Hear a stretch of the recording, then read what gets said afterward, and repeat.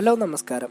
ഇന്നത്തെ ക്ലാസ്സിൽ ഞാൻ നിങ്ങളുടെ മുമ്പിൽ അവതരിപ്പിക്കാൻ പോകുന്നത് ഒരു വെബ് പേജ് ക്രിയേറ്റ് ചെയ്യുമ്പോൾ അതിൻ്റെ ഡിസൈനിങ് എങ്ങനെ നമുക്ക് ചേർത്ത് കൊടുക്കാം, എങ്ങനെയാണ് ഒരു വെബ്സൈറ്റിൻ്റെ ലേഔട്ട് സെറ്റ് ചെയ്യുന്നത് എന്നതിനെ കുറിച്ചാണ്. ഇതുവരെ നമ്മൾ HTML ഉപയോഗിക്കാവുന്ന പല ടാഗുകളും അതേപോലെ തന്നെ പല ടാഗുകൾ എങ്ങനെ ഉപയോഗിക്കുന്നു എന്നതിനെ കുറിച്ചാണ്. HTMLയുടെ ഏറ്റവും ഇമ്പോർട്ടൻ്റ് ആയ ഒരു ഭാഗമാണ് നമ്മൾ കൊടുക്കുന്നത് എങ്ങനെ ഒരു ഡിസൈൻ രൂപത്തിൽ, അതായത് നമുക്കൊരു വെബ്സൈറ്റ് ആകർഷകമായ രൂപത്തിൽ എങ്ങനെ ക്രിയേറ്റ് ചെയ്യാം എന്നതാണ് നമ്മൾ വെബ് ഡിസൈനിങ് വരുന്നത്. ഈ വെബ് ഡിസൈനിങ് നമ്മൾ എത്രത്തോളം ബെറ്റർ ആക്കി കൊടുക്കുന്നോ അതിനനുസരിച്ചായിരിക്കും നമ്മുടെ വെബ്സൈറ്റ് മറ്റുള്ളവർ കാണുകയും അതിൽ നമ്മുടെ വെബ്സൈറ്റിൽ കൂടുതൽ സമയം അവർക്ക് ആ ഡിസൈനിങ്ങിൻ്റെ അടിസ്ഥാനത്തിൽ അവർ നിൽക്കാനും പോകുന്നത്. അപ്പോൾ ഒരു വെബ് ഡിസൈനിങ്ങിൽ നമ്മൾ പ്രധാനമായിട്ടും ഇത്തരം ഭാഗങ്ങളായിട്ടാണ് തിരിച്ചിട്ടുള്ളത്. ഏറ്റവും മുകളിലുള്ള ഭാഗത്തിന് നമ്മൾ ഹെഡർ എന്നും അതിന് താഴെയുള്ളത് നാവിഗേഷൻ എന്ന ഭാഗവും പിന്നെ സെക്ഷന്, അതിന് താഴെയുള്ള ആർട്ടിക്കിള്, അതിൻ്റെ താഴെ സൈഡ് ബാറും, അതിൻ്റെ താഴെ ഏറ്റവും താഴെ നമ്മൾ ഫൂട്ടർ എന്ന ഭാഗവുമായിട്ടാണ് തിരിച്ചിട്ടുള്ളത്. ഉദാഹരണം നമുക്ക് എൻ്റെ വെബ്സൈറ്റ് ഒന്ന് ഇവിടെ ഓപ്പൺ ചെയ്ത് നോക്കാം. ഓക്കെ, ഞാൻ എൻ്റെ വെബ്സൈറ്റ് ഇവിടെ ഒന്ന് ഓപ്പൺ ചെയ്ത് കൊടുത്തു. ഇതിൽ ഏറ്റവും മുകളിൽ കാണുന്ന ഈ ഭാഗത്തിന് നമുക്ക് ഹെഡർ എന്ന ഭാഗമായിട്ട് കണക്ക് കൂട്ടാം. അതായത് നമ്മൾ ഈ പറഞ്ഞ ഈ ഭാഗത്തിന് നമുക്ക് ഇവിടെ വന്ന് ഹെഡർ എന്ന ഭാഗമായിട്ട് കണക്ക് കൂട്ടാം. അതേപോലെ തന്നെ രണ്ടാമത് ഇവിടെ വരുന്നതാണ് നാവിഗേഷൻ. അത് നമ്മുടെ വെബ്സൈറ്റിൽ ഇവിടെ ഈ മെനു ബാറായിട്ട് വരുന്നതിനെ നമുക്ക് നാവിഗേഷൻ ബാറായിട്ട് കാണാം. അതേപോലെ തന്നെ നമ്മുടെ വെബ്സൈറ്റിൽ കൊടുത്തതാണ് സെക്ഷൻ എന്ന ഭാഗത്തിന് ഇവിടെ ഈ വെബ്സൈറ്റിന്റെ ഈ ഭാഗത്ത് കാണുന്ന ഓരോ ഭാഗത്തിനെയും നമുക്ക് സെക്ഷനായിട്ട് കണക്ക് കൂട്ടാം. ഇതിന് നേരെ താഴെ വരുന്നതാണ് ആർട്ടിക്കിൾ എന്ന് പറഞ്ഞാൽ നമ്മുടെ വെബ്സൈറ്റിനുള്ളിൽ നമ്മൾ ചേർത്ത് കൊടുത്ത കണ്ടന്റ്സിനെയാണ് നമ്മൾ ആർട്ടിക്കിൾ എന്ന് പറയുന്നത്. അപ്പോൾ നമ്മുടെ വെബ്സൈറ്റിലേക്ക് ആവശ്യമായിട്ടുള്ള കണ്ടന്റുകളെയൊക്കെയാണ് നമ്മൾ ആർട്ടിക്കിൾ എന്ന് പറയുന്നത്. അതേപോലെ സൈഡ് എന്ന് പറയുന്നത് ഈ വെബ്സൈറ്റിന്റെ ഈ സൈഡ് ഭാഗത്ത്, അതായത് ഇവിടെ കുറച്ച് അഡ്വർടൈസ്മെന്റ് ഉണ്ട്, അതേപോലെ തന്നെ റീസെന്റ് ആയിട്ട് പോപ്പുലർ ആയിട്ടുള്ള കുറെ പോസ്റ്റുകളുണ്ട്. ഇത്തരം ഭാഗത്തിനെ നമുക്ക് ഇവിടെ വന്ന് സൈഡ് എന്ന ഭാഗം കൊണ്ട് അർത്ഥമാക്കാം. അതേപോലെ തന്നെ ഏറ്റവും താഴെ വരുന്നതാണ് ഫൂട്ടർ. അപ്പോൾ ഒരു വെബ്സൈറ്റിന്റെ ഏറ്റവും താഴ്ഭാഗത്ത് കാണുന്ന ഈ ഭാഗത്തിനെയാണ് നമുക്ക് ഫൂട്ടർ എന്നും പറയുന്നത്. അപ്പോൾ നമ്മളൊരു വെബ്സൈറ്റ് ക്രിയേറ്റ് ചെയ്യുമ്പോൾ ഇത്തരം കാര്യങ്ങളാണ് നമുക്കൊരു വെബ്സൈറ്റ് ക്രിയേറ്റ് ചെയ്യുമ്പോൾ ശ്രദ്ധിക്കേണ്ടത്.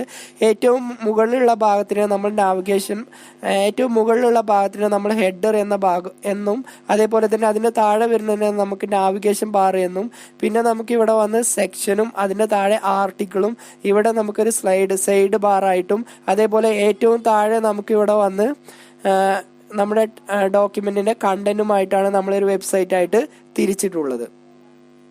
ഓക്കെ, അപ്പം നമുക്ക് എങ്ങനെ ഈ രൂപത്തിൽ നമുക്കൊരു വെബ്സൈറ്റ് ക്രിയേറ്റ് ചെയ്യാം എന്നതാണ് അടുത്തതായി നിങ്ങളുടെ മുമ്പിൽ അവതരിപ്പിക്കാൻ പോകുന്നത്. അപ്പോൾ നമുക്കൊരു ഫ്രഷ് ആയിട്ട് പുതിയൊരു പേജ് നമുക്ക് ഇവിടുന്ന് ഓപ്പൺ ചെയ്യാം. ഓക്കെ, ഞാനൊരു പുതിയ പേജ് ഇവിടെ ഓപ്പൺ ചെയ്തു.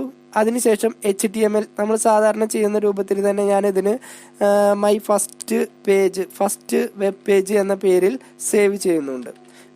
ഫസ്റ്റ് വെബ് .html എന്ന പേരിൽ ഞാനിത് സേവ് ചെയ്യുന്നു. ഓക്കെ, അപ്പം നമുക്ക് ഈ വെബ് പേജിലേക്ക് എങ്ങനെ നമുക്കിതിലേക്ക് കണ്ടന്റുകൾ ചേർത്ത് കൊടുക്കാമെന്ന് നോക്കാം. നമ്മൾ സാധാരണ ചെയ്യുന്ന രൂപത്തിൽ തന്നെ HTML വെച്ച് തുടങ്ങി. അതിനുശേഷം നമുക്ക് ഇവിടെ വന്ന് ഹെഡ് എന്ന സെക്ഷൻ ചേർത്ത് കൊടുത്തു.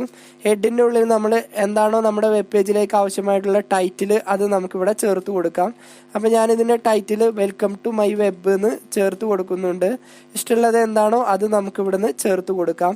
ഹെഡിന്റെ ഉള്ളിൽ നമ്മൾ സ്റ്റൈൽ എന്ന ഭാഗം കൂടി ചേർത്ത് കൊടുക്കുന്നുണ്ട്. അതായത് നമ്മൾ CSS വെച്ചിട്ടാണ് ഇതിലേക്ക് ആവശ്യമായിട്ടുള്ള സ്റ്റൈലുകളൊക്കെ ചേർത്ത് കൊടുക്കുന്നത്. ഓക്കെ, ഇനി ഹെഡ് എന്ന ഭാഗം, ഇനി ഇതിൻ്റെ ഉള്ളിൽ നമ്മൾ ഹെഡർ എന്ന ഭാഗം കൂടി നമ്മൾ ചേർത്ത് കൊടുക്കുന്നു. ഈ ഹെഡർ എന്നുള്ള ഭാഗം HTML5 വേർഷൻ മുതലാണ് ഇത് പുറത്തു വന്നിട്ടുള്ളത്. ഓക്കെ, ഹെഡർ എന്ന ഭാഗം ചേർത്ത് കൊടുത്തു. ഇതിൻ്റെ ഉള്ളിൽ നമുക്കൊരു കണ്ടന്റ് ചേർത്ത് കൊടുക്കാം. വെൽക്കം ടു മൈ വെബ്സൈറ്റ് എന്ന് ഞാൻ ഇതിൻ്റെ ഉള്ളിലേക്ക് കണ്ടന്റ് ആയിട്ട് ചേർത്ത് കൊടുത്തു. ഓക്കെ, ഇനി ഈ ഹെഡർ എന്ന ഭാഗത്തിന് നമുക്ക് CSS കോഡുകൾ ഇവിടെ ചേർത്ത് കൊടുക്കാം. ഹെഡർ എന്ന് ചേർത്ത് കൊടുത്തതിന് ശേഷം ഓക്കെ, ഇവിടെ വന്ന് ബ്രാക്കറ്റ് ഓപ്പൺ ചെയ്ത് നമുക്ക് ആദ്യം തന്നെ ഇതിലേക്ക് ചേർത്ത് കൊടുക്കേണ്ട സ്റ്റൈൽ എന്തെന്ന് വെച്ചാൽ ബാക്ക്ഗ്രൗണ്ട് കളർ എന്താണോ വേണ്ടത് അത് നമുക്ക് ചേർത്ത് കൊടുക്കാം. ബാക്ക്ഗ്രൗണ്ട് കളർ ഞാനൊരു കളർ ഇതിന് ചേർത്ത് കൊടുത്തു. അതിനുശേഷം നമുക്കിവിടെ വന്ന് ഇതിന് ഹൈറ്റ് എത്രയാണോ വേണ്ടത് അത് നമുക്കിവിടെ ചേർത്ത് കൊടുക്കാം. ഹൈറ്റ് ഞാനൊരു 80 പിക്സൽ ചേർത്ത് കൊടുക്കുന്നുണ്ട്. അതേ രൂപത്തിൽ തന്നെ ഞാൻ ഇതിന് വിഡ്ത്ത് ചേർത്ത് കൊടുക്കുന്നുണ്ട്. വിഡ്ത്ത് ഞാൻ ഒരു 100% ആണ് വിഡ്ത്ത് ചേർത്ത് കൊടുക്കുന്നത്. അതായത് നമുക്ക് സ്ക്രീനിനെ ഫുള്ളായിട്ട് വരാൻ വേണ്ടിയാണ് നമ്മളിവിടെ വിഡ്ത്ത് 100% ചേർത്ത് കൊടുത്തിട്ടുള്ളത്. ഓക്കെ, ഇത്രയും ചേർത്തതിന് ശേഷം നമുക്ക് ഇതിൻ്റെ ഉള്ളിൽ ഈ ഭാഗം ഞാൻ H1 ആയിട്ടാണ് ചേർത്ത്. ഓക്കെ, ഈ H1ന് നമ്മളൊരു ക്ലാസ് നെയിം ചേർത്ത് കൊടുക്കുന്നത്, കാരണം ഒന്നിലധികം H1 ഇതിൽ ഉപയോഗിക്കേണ്ടതായി വരുന്നത് കൊണ്ട് ഞാനിതിന് ഒരു ക്ലാസ് നെയിമും ഇവിടെ ചേർത്ത് കൊടുത്തു. അതിനുശേഷം ഇവിടെ വന്ന് ഈ H1 ഡോട്ട് ആ ക്ലാസ് നെയിം കൂടി ഇതിൻ്റെ കൂടെ ചേർത്ത് കൊടുത്തു. ഓക്കെ, ഇത്രയും ചേർത്തതിന് ശേഷം നമുക്ക് ഈ H1ന് നമുക്കൊരു CSS എന്തൊക്കെയാണോ വേണ്ടത് അത് ചേർത്ത് കൊടുക്കാം. ഇപ്പോൾ ഇതിന് നമ്മൾ CSSൻ്റെ ആദ്യം തന്നെ ഞാൻ ചേർത്ത് കൊടുക്കുന്നത് ഫോണ്ട് സൈസാണ്. ഫോണ്ട് സൈസ് ഞാനൊരു 30 പിക്സൽ ചേർത്ത് കൊടുക്കുന്നുണ്ട്. അതുപോലെ തന്നെ ഇതിലേക്ക് ആവശ്യമായിട്ടുള്ള ഫോണ്ട് സൈസ് ഞാൻ ഒരു 30 പിക്സൽ ചേർത്ത് കൊടുത്തു. അതേപോലെ തന്നെ ഇതിന് കളർ ഞാൻ വൈറ്റ് ചേർത്ത് കൊടുത്തു. കളർ ഞാൻ വൈറ്റ് ചേർത്ത് കൊടുത്തു. ഇഷ്ടമല്ല ഏത് കളറാണോ വേണ്ടത് അത് നമുക്ക് ചേർത്ത് കൊടുക്കാം. ഓക്കെ, ഇത്രയും ചേർത്തിന് ഇതിൻ്റെ ടെക്സ്റ്റ് അലൈന് ഞാൻ സെൻറ്ററും ആക്കി കൊടുക്കും. അതേപോലെ പാഡിങ്, അതായത് ഒരു ടെക്സ്റ്റിന് എത്രത്തോളം പാഡിങ് ടോപ്പ് എന്താണെന്ന് ഞാൻ CSS എടുക്കുമ്പോൾ ഇതിനെക്കുറിച്ച് ഡീറ്റെയിൽ ആയി പറഞ്ഞു തരാം. പാഡിങ് ടോപ്പ് ഞാനൊരു 15 പിക്സലും ചേർത്ത് കൊടുക്കുന്നുണ്ട്. ഇത്രയും ചേർത്ത് കൊടുത്തതിന് ശേഷം നമുക്ക് ഈ വെബ് പേജ് ഒന്ന് റൺ ചെയ്യിപ്പിച്ച് നോക്കാം. നമ്മുടെ ഫോൾഡർ ഓപ്പൺ ചെയ്ത് നമുക്ക് ഈ വെബ് പേജ് ഒന്ന് റൺ ചെയ്യിപ്പിച്ച് നോക്കാം. അപ്പോൾ നമുക്ക് ഈ വെബ് പേജ് റൺ ചെയ്യിക്കുമ്പോൾ നമുക്ക് ഈ രൂപത്തിലായിരിക്കും ഡിസ്പ്ലേ ചെയ്ത് വരിക. ഓക്കെ, നമ്മൾ കൊടുത്ത ഹെഡറിൻ്റെ ഭാഗം ഏറ്റവും മുകളിലായിട്ട് ഹെഡിങ് ആയിട്ട് വന്നിട്ടുണ്ടാവും. അതേപോലെ തന്നെ നമ്മൾ അതിൽ കൊടുത്ത ടെക്സ്റ്റ് നമുക്കിവിടെ വന്ന് നമുക്കിവിടെ സെൻറ്റർ അലൈൻമെൻ്റ് ആയിട്ട് വന്നിട്ടുണ്ട്. അതേപോലെ ഇതിൻ്റെ ബാക്ക്ഗ്രൗണ്ട് കളർ നമ്മൾ കൊടുത്തത് വന്നിട്ടുണ്ട്. അതേപോലെ ടെക്സ്റ്റിന് നമ്മൾ ഏതാണോ കളർ കൊടുത്തത് അതും നമുക്കിവിടെ വന്ന് ഡിസ്പ്ലേ ചെയ്തിട്ടുണ്ട്. ഇതിൻ്റെ ബാക്ക്ഗ്രൗണ്ട് കളർ ഞാൻ ഒന്നും കൂടി ഡാർക്കായി വരാൻ വേണ്ടി ഞാൻ ഇതിന് റെഡ് ബ്ലാക്ക് ചേർത്ത് കൊടുക്കുന്നുണ്ട്. ഒന്നും കൂടി ഡാർക്കായിട്ട് വരാൻ വേണ്ടി ഞാൻ അതിന് ബ്ലാക്ക് ചേർത്ത് കൊടുത്തു. അപ്പോൾ നമുക്ക് ഈ രൂപത്തിൽ നമ്മൾ കൊടുത്തതിനെ ഈ രൂപത്തിൽ നമുക്കിവിടെ ഡിസ്പ്ലേ ചെയ്ത് വരുന്നുണ്ട്. ഓക്കെ, അപ്പോൾ നമ്മൾ ഹെഡിങ് സെക്ഷൻ കഴിഞ്ഞു. ഇനി അടുത്തതായിട്ട് നമ്മൾ ഇതിൻ്റെ കൂടെ ചേർത്ത് കൊടുക്കാനാണ് നാവിഗേഷൻ.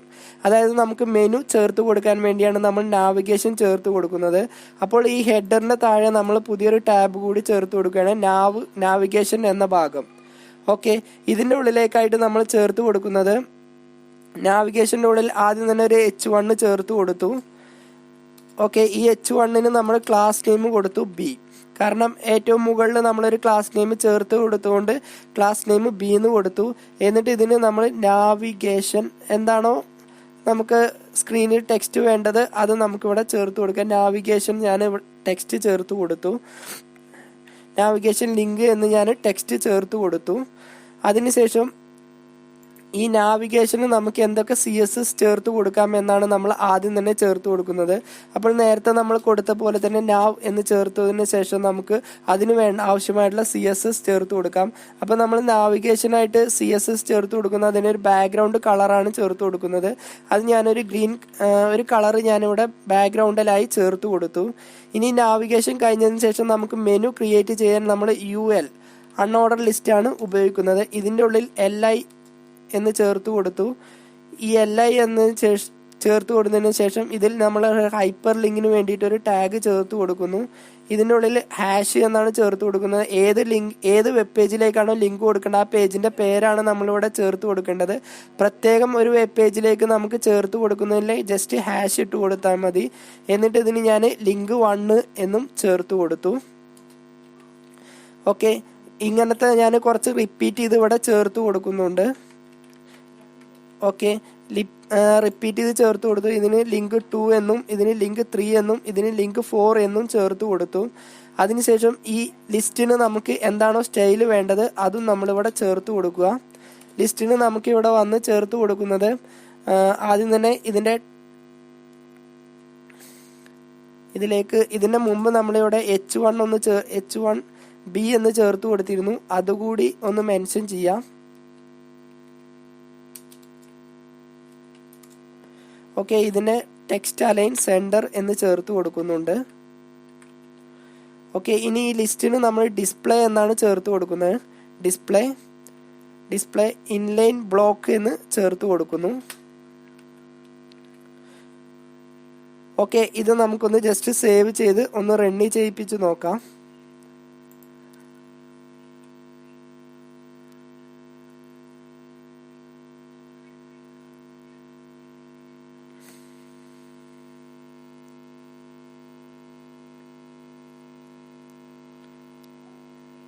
ഇതിന് ലിങ്കിന്റെ അടിയിൽ നമുക്ക് പ്രത്യേകം ഗ്യാപ്പ് ഒന്നും വന്നിട്ടില്ല. ഇവിടെ എല്ലാം ഒറ്റ ലൈൻസ് ആയിട്ടാണ് നമുക്കിവിടെ കാണിച്ചു തരുന്നത്. ഓക്കെ, ഇതിന്റെ ഇടയിൽ നമുക്കൊരു കുറച്ച് ഗ്യാപ്പ് കൊടുക്കാൻ വേണ്ടി ഞാൻ ഇതിന്